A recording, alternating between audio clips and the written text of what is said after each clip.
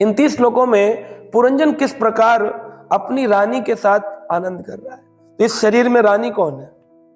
कौन है शरीर की रानी? जिसके मन के साथ व्यक्ति आनंद करता है। मन जहां चाहता है वहां ले जाता है। आप नॉर्मल गृहस्थ जीवन में क्या देखते हैं, पत्नी जहां चाहती है पुरुष वहीं जाता है ना।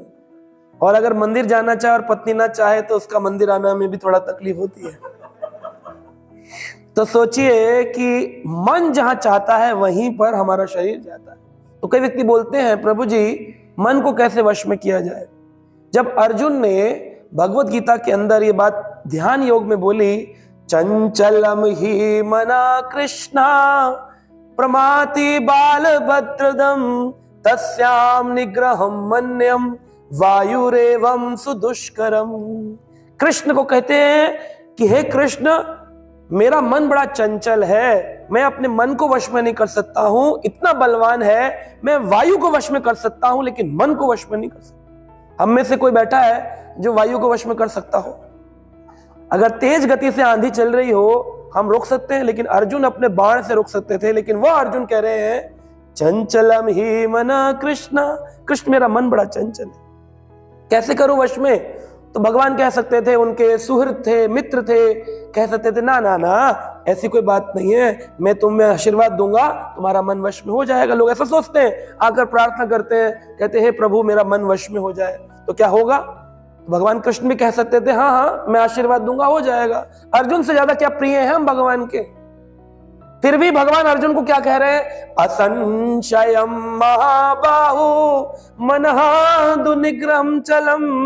मन को वश में करना ये असंभव है, असंशय, इसमें कोई संशय नहीं है। मनहा दुनिग्रहम चलम, इस मन को वश में करना दुनिग्रह है।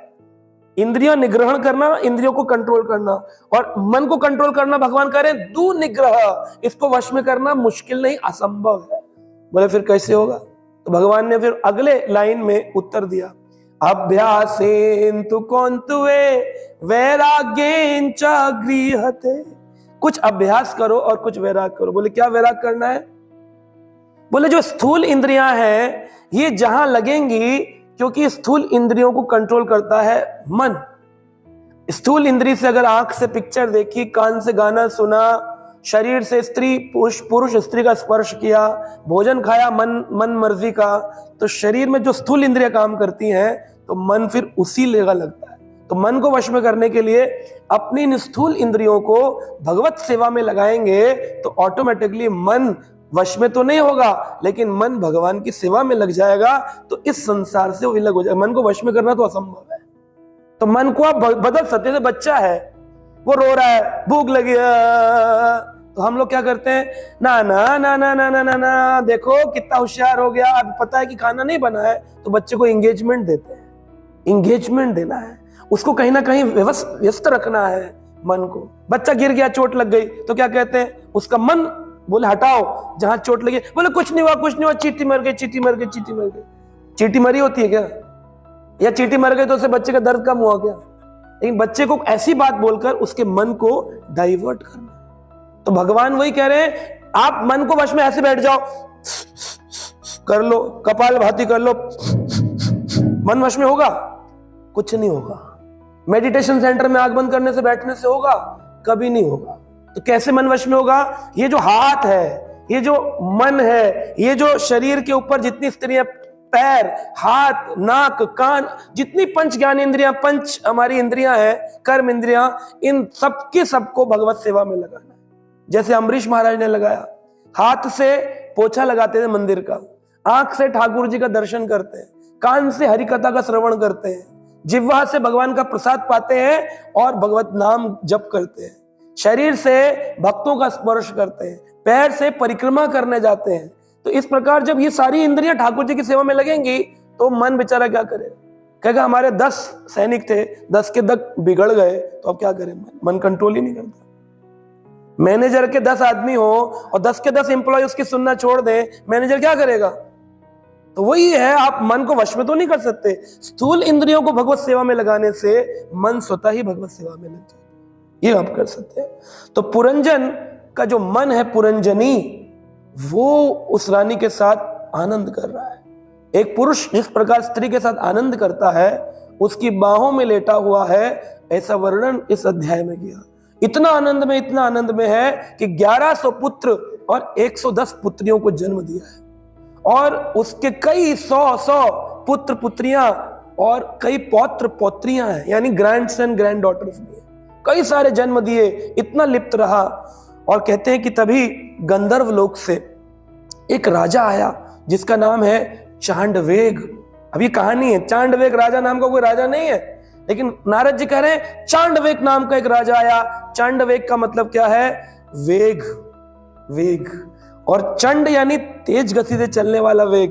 तो कौन से 6 वेग हैं जो हमें भक्ति नहीं करने देते? मन का वेग, काम का वेग, वचन का वेग, और कौन सा वेग है?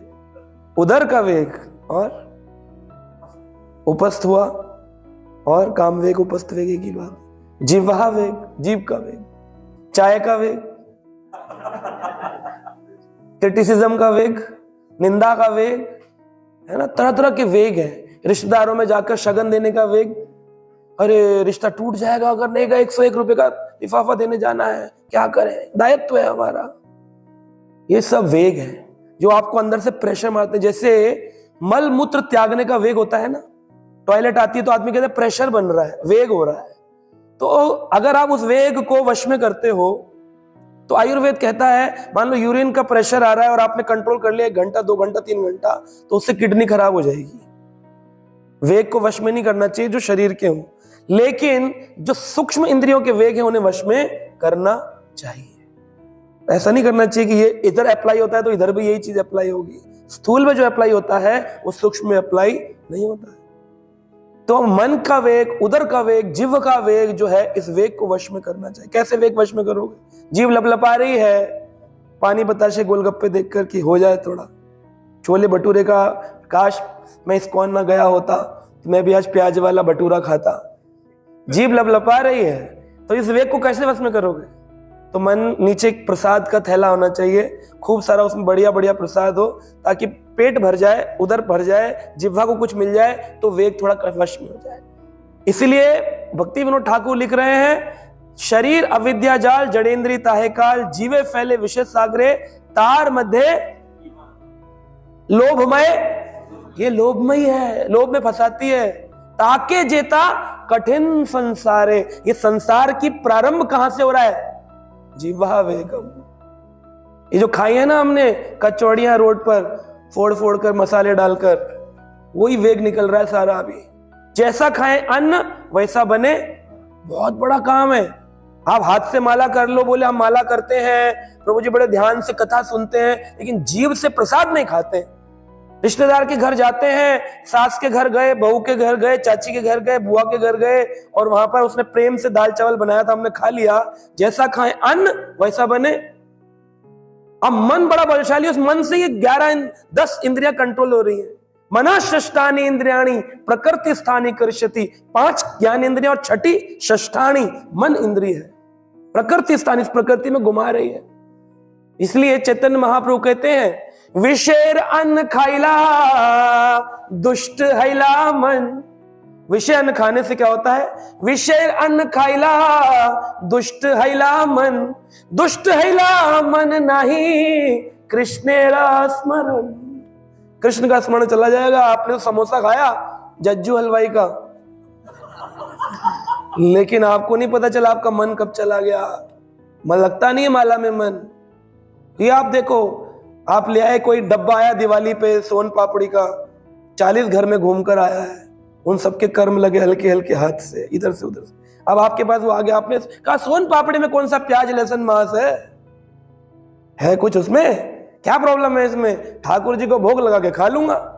खा लेते हैं हम लोग सभी लोग, लेकिन उससे बहुत बड़ा फर्क पड़ता है।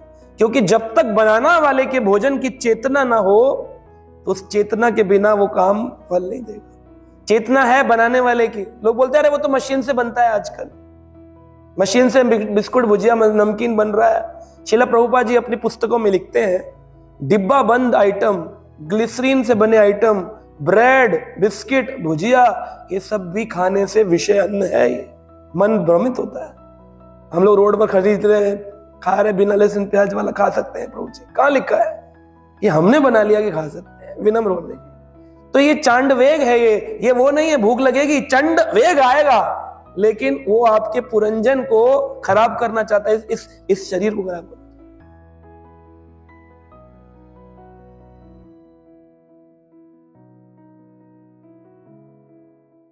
Subscribe now and press the bell icon.